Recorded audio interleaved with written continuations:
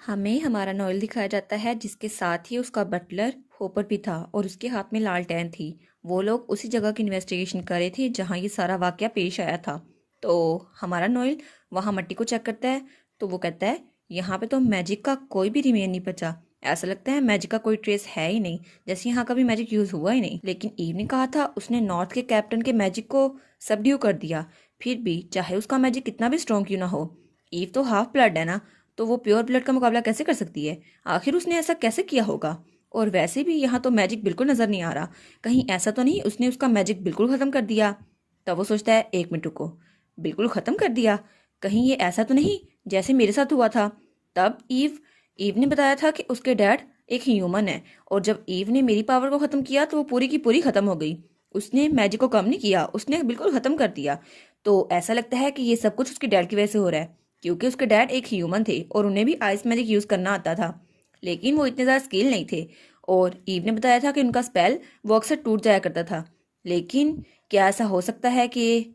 और तब वो बहुत ज़रा गहरी सोच सोचता है और फिर वो उठते हुए कहता है, होपर एक सीक्रेट मैसेज तैयार करो जो मुझे कहीं भेजना है। तो होपर कहता है, लेकिन हमें भेजना किसको है, आप मुझे बताएं सही। तो नोएल कहता है, ह्यूमन वर्ल्ड के किंग को, अभी जल्द से जल्द। तो होपर कहता है, क्या? लेकिन वहां भेजने का मकसद क्या है? तो हमारा नोएल कहता है, जितना कहा है उतना करो। तो वो उसके सामने वो करता है, कहता है ठीक है मैं अभी ऐसा करता हूँ। तो नोएल वहां से जाते हुए सोचता है, हाँ ऐसा हो सकता है, लेकिन अभी मुझे कुछ भी कंफर्म नहीं है। तभी उसे कोई बुलाता है, चीफ। तो जब वो वहां पर देखता है तो वहां उसका एक स्पाई था। वो कहता है, मुझे माफ कीजिएगा आपकी इन्वेस्टिगेशन के दरमियान आपको डिस्टर्ब करने के लिए, लेकिन मैं यहाँ आया हूँ क्योंकि मिस ईव वो थोड़ी सिचुएशन अलग है। तो नोएल कहता है, क्या ईव को क्या हुआ? और तब हमें थोड़ी देर पहले का सीन दिखाया जाता है, शाम का वक्त, जब हमारी जूली उसके लिए वाइन लेके आई थी। तो जूली कहती है, लोकेशन सबसे ज़्यादा इंपॉर्टेंट है जब आप ड्रिंक करते हैं। तो हमारी ईव कहती है, क्या यहाँ पिकनिक का सामान भी आ गया? तो तब वो बिल्ली वो वहीं पर बैठी हुई थी। तो वो कहती है, जूली अगर तुम्हें बुरा ना लगे तो क्या मैं तुमसे एक सवाल पूछ सकती हूँ? तो जूली कहती है, हाँ ऑफ कोर्स, आप जो चाहे मुझसे पूछ सकती हैं, मैं आपकी हेल्प कर सकती हूँ तो आपकी करूँगी। तो वो कहती है, अच्छा ठीक है, अगर तुम्हें पता हो कि तुम्हारा मर्डर होने वाला है तो तुम क्या करोगी? तो जूली कहती है, क्या?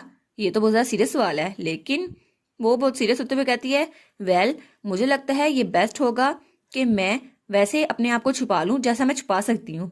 तो हमारी ईव कहती है, हाँ सबसे बेस्ट चीज़ यही होगी ना, खुद को छुपाना। मुझे लगता है शायद यही चीज़ थी वो।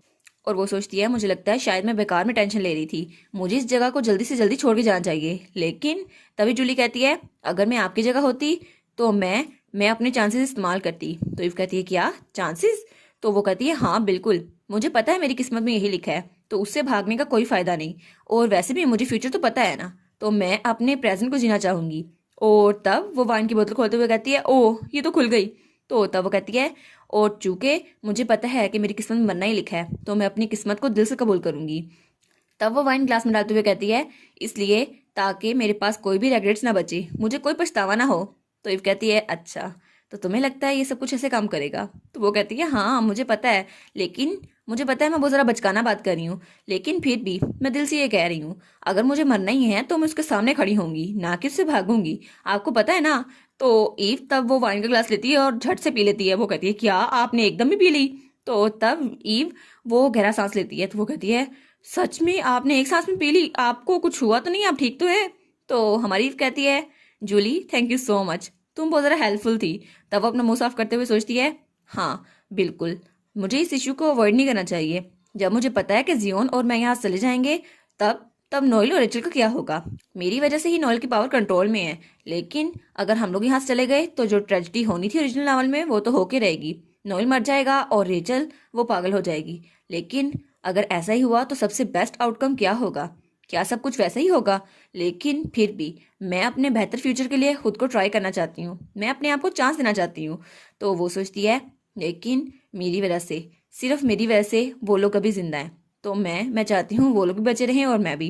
तभी वहां पर कोई आता है और वो बिल्ली वो चलती है। तो जूली कहती है, किटी तुम्हें क्या हुआ? लेकिन जब वो वहां पर देखती है तो वहां पर शेफ मैरी खड़ी थी। वो बहुत ही ज्यादा गुस्से में लग रही थी। मैरी कहती है, मैं सोच ही रही थी कि वाइन की बोतल कहाँ चली गई, अब मुझे पता चला वो यहाँ पर थी। और वो जूली के कान से पकड़ लेती है उसे। वो कहती है, देखा मुझे कल्प्रिट मिल गया। तो तभी वहां पे दूसरी मेड आती है, कहती है हेलो मिस ईव, क्या वो वाइन आपकी लाइकिंग के मुताबिक थी? तो ईव कहती है हाँ हाँ मुझे बहुत ज्यादा पसंद आई, लेकिन ये कौन है? तो वो मेड कहती है ये तो शेफ मैरी है, इन्होंने वो वाइन बनाई थी। तो हमारी ईव कहती है हाँ वो तो बहुत ज्यादा स्वीट थी, लेकिन मुझे नहीं पता ये किसने बनाई थी, लेकिन फिर भी इसका एक्सेप्शनल टेस्ट था और इसका जायका और इसकी स्मेल बहुत ज्यादा अच्छी थी। तो तब शेफ मैरी जल्दी से जूली के कान छोड़ देती है। वो कहती है तो आपको पता है वाइन का टेस्ट कैसा होता है, और अगर आपको पसंद हो तो मैं आपको कुछ अच्छी वाइन्स जो इससे भी ज़्यादा अच्छी हो और कुछ साइड डिशेस आपको दे सकती हूँ अगर आप मेरे साथ चले तो ईव कहती है हाँ हाँ ये तो बहुत ज़्यादा अच्छा होगा। और बेचारी जूली, उसके तो कान दर्द कर रहे थे, इसीलिए ईव उस रात नशे में डूब गई। तब नोएल उसे दूर से देखता है और ईव बहुत ज़्यादा खुश लग रही थी, वो तो चीयर्स कर रही थी और सब मेड्स और सर्वेंट भी उसके साथ चीयर कर रहे थे, और जूली वो तो अलग ही नशे में थी। तो तब ईव कहती है मैं तुम लोग को सच बता रही हूँ, जो स्टोरी मैं बता रही हूँ ना ये सबसे अच्छी स्टोरी है। तो नोएल वहां आकर उसकी कहानी सुन रहा था। तो वो कहती है मैंने तुम्हें कहा था ना एक ऐसा लवर मिलना जो इतनी जरा मुश्किलों के बाद मिला हो और इसके बाद पता चले वो तुम्हारा भाई है 10 सालों से बिछड़ा हुआ। ये तो सबसे जबरदस्त प्लॉट ट्विस्ट हुआ है ना, मैंने बड़े अच्छे नावल पढ़े हुए हैं, तुम लोग को भी सिखा सकती हूँ।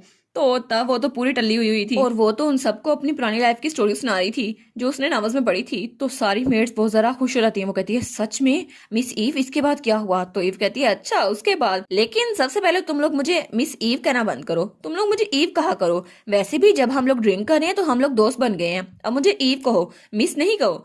तो सब कहती है वाओ ईव आप तो बहुत ज्यादा अच्छी है, और सब उसके लिए चीयर करने लग जाती है। सब कहती है ईव ईव, लेकिन तभी वहां पर नोएल आता है और उसको घूर के देखता है। तो ईव कहती है तुम लोग मेरा नाम कुछ ज्यादा ही ले रहे हो, लेकिन फिर भी वो नोएल को देखकर कहती है ओ यहाँ देखो सही नोएल आया है। तो नोएल बेचारा वो तो उसको परेशान होकर देख रहा था। तो ईव कहती है नोएल तुम आ ही गए, देखो हम पार्टी कर रहे हैं, तुम भी हमारे साथ आओ, एंजॉय करो। तो सब मेड्स और शेफ उसके सामने झुक गए थे। तो हमारा नोएल कहता है ग्रीटिंग को भूल जाओ, तुम लोग सबसे पहले मुझे ये बताओ इसकी इस हालत का जिम्मेदार कौन है, इसको ड्रिंक किसने करने दी? तो हमारी ईव कहती है ओ तुम्हें भी कुछ चाहिए नोएल, अगर तुम्हें चाहिए तो तुम ड्रिंक कर सकते हो, ये बहुत जरा अच्छी बनी है, तुम्हें भी बड़ा मजा आएगा। तो तब शेफ मेरी आगे आती है, कहती है माफ कीजिएगा ईव, नहीं नहीं मेरा मतलब है मिस ईव, उनको वो वाइन बहुत ज्यादा पसंद आई थी जो मैंने पहले बनाई थी, तो उनको मैंने दोबारा से एक वाइन ऑफर की तो उनको बहुत ज्यादा पसंद आ गई, इसलिए हम लोग अब तक वाइन पी रहे थे। तो ईव वो तो हिचकियाने लग जाती है। तो नोएल कहता है फिर भी आपको उसे रोकना चाहिए था ज्यादा ड्रिंक करने से। तो ईव बेचारी हिचकियाँ ले जा रही थी। तो ईव कहती है ये तो मैंने खुद पी थी। वो जल्दी से आके शेफ को गले लगा लेती है। वो कहती है नहीं तुम शेफ को ना डांटो, मैंने उनसे कहा था मुझे वाइन दे, तुम उनको क्यों डांट रहे हो? तो शेफ कहती है ओ नो मिस ईव अब ये क्या कर रही हैं? तो नोएल कहता है मैरी। तो ईव वो अपना ग्लास ऊपर नीचे करते हुए कहती है तुम्हें पता भी है खाना बनाना कितना जरा मुश्किल है, किचन स्टाफ कितना जरा मेहनत करता है, और अब उन्होंने ये ड्रिंक बनाई है कितनी जरा मजे की है। तो हमारी ईव कहती है हाँ हाँ एक और राउंड हो जाए। वो अपना ग्लास आगे करती है, कहती है इसमें और डालो, लेकिन तभी कोई उसके हाथ से वो ग्लास पकड़ लेता है और उसका हाथ पकड़ता है। तो वो कहता है तुम बहुत जरा पी रही हो, और उसके बाद नोएल ने उसका दूसरा हाथ पकड़ लिया था और एक हाथ से उसका वाइन का कप वो बाहर फेंक दिया था। वो कहता है बस बहुत हो गया, आज के लिए इतना काफी है, वैसे भी अगर तुमने ज्यादा पी तो कल का दिन तुम्हारे लिए बहुत ज्यादा मुश्किल हो जाएगा, हैंगओवर की वजह से कल तुम्हारा सर बहुत ज्यादा दुखने वाला है। तो ईव वो उसको गले लगाते हुए कहती है वाओ नोएल तुम तो बहुत ज्यादा वार्म हो। तो सब लोग उसी को देख रहे थे। वो कहते हैं सच में मिस ईव ने उनको टच किया, वो उनको गले लगा रही हैं। हमारा नोएल सबके सामने तो बहुत ज्यादा सीरियस था, लेकिन दिल में उसके लड्डू फूट रहे थे, वो तो पूरा ब्लश करी जा रहा था। वो तो सब लोग कहते हैं हाँ हाँ वो उनकी कंपेनियन है ना इसीलिए। तो नोएल कहता है क्या ईव? और फिर वो कहता है मुझे लगता है तुमने कुछ ज्यादा ड्रिंक कर लिया है, मैं तुम्हें तुम्हारे रूम तक ले जाता हूँ। तो ईव कहती है हाँ जरूर। और वो सोचती है मैं बहुत ज़रा खुश हूँ, लेकिन शायद ये इसलिए है क्योंकि मैंने इतने अरसे बाद ड्रिंक की है और ये वाइन बहुत ज़रा स्वीट थी, और अब तो मुझे बहुत ज़रा नींद आ रही है। लेकिन तभी उसकी टेल बाहर निकलती है। तो सारे सर्वेंट्स उसकी तरफ देखते हैं। तो सब लोग बहुत ज़्यादा डर जाते हैं और सर्वेंट चिल्ला के कहते हैं मिस ईव। तो तभी उसके कान भी बाहर निकल आते हैं जो कि वुल्फ एयर थे। तो हमारी ईव वो पूरी की पूरी अपने वुल्फ फॉर्म में आई हुई थी, उसके कान और टेल बाहर निकले हुए थे, और नोएल नोएल ने उसको गले लगाया हुआ था। तो सब लोग कहते हैं क्या सच में ये एक वुल्फ है? तो मेड और सर्वेंट्स बहुत ज्यादा डरे हुए थे। वो कहते हैं लेकिन ये ऐसा कैसे हो सकता है मिस ईव, वो तो तभी नोएल कहता है चुप हो जाओ, मैंने कहा चुप हो जाओ, एक लफ्ज और नहीं। तो वो बिल्कुल खामोश रहते हैं। तो नोएल कहता है मैं प्रॉपर अनाउंसमेंट कर दूंगा, लेकिन अभी जो तुम लोगों ने देखा इसके बारे में किसी और को पता नहीं चलना चाहिए, और अगर किसी ने केयरलेसली ये बात किसी और को बताई तो तुम लोग अपने अंजाम के जिम्मेदार खुद होगे। और वो बहुत जरा गुस्से में था। वो कहता है ईव के बारे में कोई भी बात करने की जरूरत नहीं है तुम लोग को, क्योंकि इसके बारे में मैं खुद तुम लोग को अच्छे से बता दूंगा, इसलिए अभी के लिए अपना मुंह बिल्कुल बंद रखो।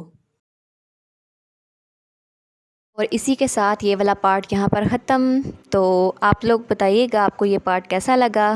प्लीज़ लाइक करिएगा, कमेंट करिएगा और शेयर करिएगा। और जो न्यू व्यूवर्स हैं काइंडली वो चैनल को सब्सक्राइब कर दें। और पिछली वीडियोस का लिंक आपकी स्क्रीन पर नज़र आ रहा होगा, तो काइंडली उनको भी चेकआउट कर लें। Thank you so much.